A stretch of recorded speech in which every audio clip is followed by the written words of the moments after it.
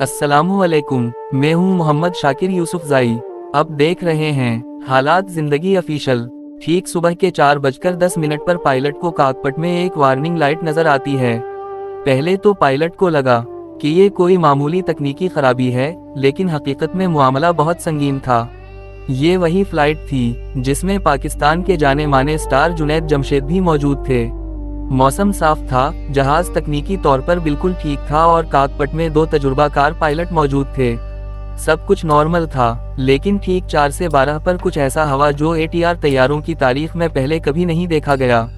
PK 661 के cockpit में आखिरी 15 मिनटों में क्या कुछ हुआ, अब देख रहे हैं हालात जिंदगी ऑफिशियल। ऐसे दिलचस्प वीडियो के लिए हमारे चैनल को लाइक करें, शेयर करें और सब्सक्राइब करके आइकन बटन दबाएं। नाज़रीन, 7 दिसंबर 2016 को पाकिस्तान के शुमाली इलाकों में सर्दी पूरी शिद्दत के साथ आ चुकी थी। चित्राल, जो अपनी खूबसूरत और बुलंद पहाड़ियों की वजह से जाना जाता है, इस दिन एक आम सी दोपहर का मंजर पेश कर रहा था। लेकिन किसी को क्या खबर थी कि ये सर्द दोपहर पाकिस्तान की हवाबाजी की तारीख का रुख हमेशा के लिए बदल देगा। चित्राल वो दूर दराज इलाका है जहां 1970 तक कोई रोड नेटवर्क मौजूद नहीं था। लोग पहले अफगानिस्तान के रास्ते पाकिस्तान के दूसरे हिस्सों तक पहुंचते थे। चित्राल को पाकिस्तान से मिलाने वाला पहला रोड लवारी पास 1970 में बना, लेकिन ये सिर्फ मौसमी रास्ता था, यानी सिर्फ गर्मियों में इस्तेमाल हो सकता था। बाद में सबसे काबिल एतमाद रास्ता चित्राल एयरपोर्ट से इस्लामाबाद की फ्लाइट था। 2000 में लवारी टनल बनने के बाद रसाई आसान हुई, लेकिन फिर भी लोग फजाई सफर को तरजीह देते थे क्योंकि जमीनी सफर बहुत लंबा था।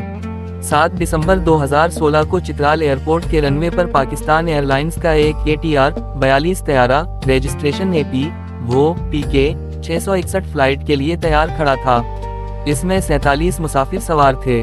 उनमें एक नाम जुनैद जमशेद का भी था, जो एक वक्त में पाकिस्तान के सबसे मकबूल पॉप गुलकारों में शुमार होते थे और बाद में तबलीगी सरगर्मियों से वाबस्ता हो गए थे।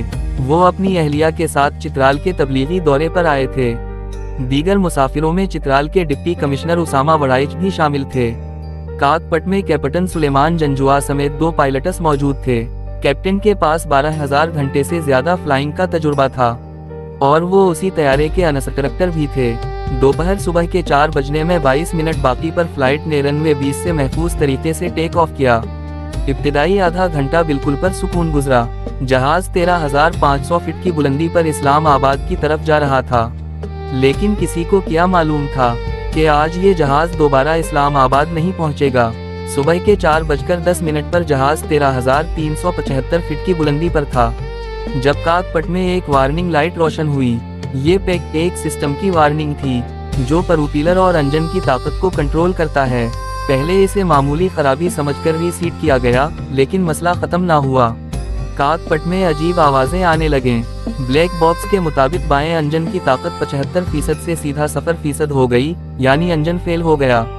आमतौर पर इंजन फेल होने पर पायलट प्रोपेलर को फीजर करते हैं ताकि हवा की मुजाहमत कम हो, लेकिन इस जहाज में प्रोपेलर उल्टा 120% ज्यादा रफ्तार से घूमने लगा, जिससे तैयारे की रफ्तार कम होने लगी और हवा की मुजाहमत बढ़ गई।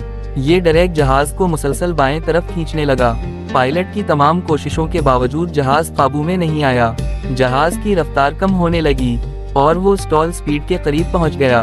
पायलट ने दूसरे इंजन को फुल पावर पर कर दिया, लेकिन मसला बरकरार रहा। अचानक प्रोपेलर नॉर्मल हो गया, लेकिन जहाज गैर मुतवाजिन होकर दाएं तरफ 90 डिग्री झुक गया। बैरल रोल और बहुत ज्यादा ऊंचाई खो बैठा। दोबारा मसला शुरू हुआ और जहाज मजीद नीचे आने लगा।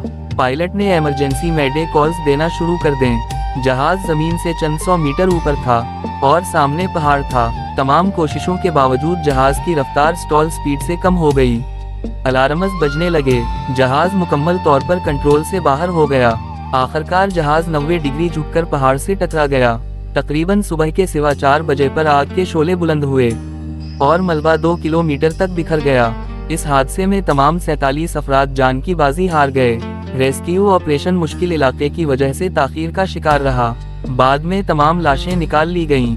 इब्तिदाई तौर पर इल्जाम पायलट पर डाला गया, लेकिन फ्रांसीसी माहिरीन की तहकीक से पता चला कि बाएं प्रोपेलर में पहले से एक दरार मौजूद थी जिसे नजरअंदाज किया गया। ये खराबी बढ़कर इंजन में शदीद वाइब्रेशंस का सबब बनी और बिलाखिर कंट्रोल सिस्टम जाम हो गया। इसकी जिम्मेदारी एयरलाइन और सिविल एविएशन दोनों पर आयद हुई।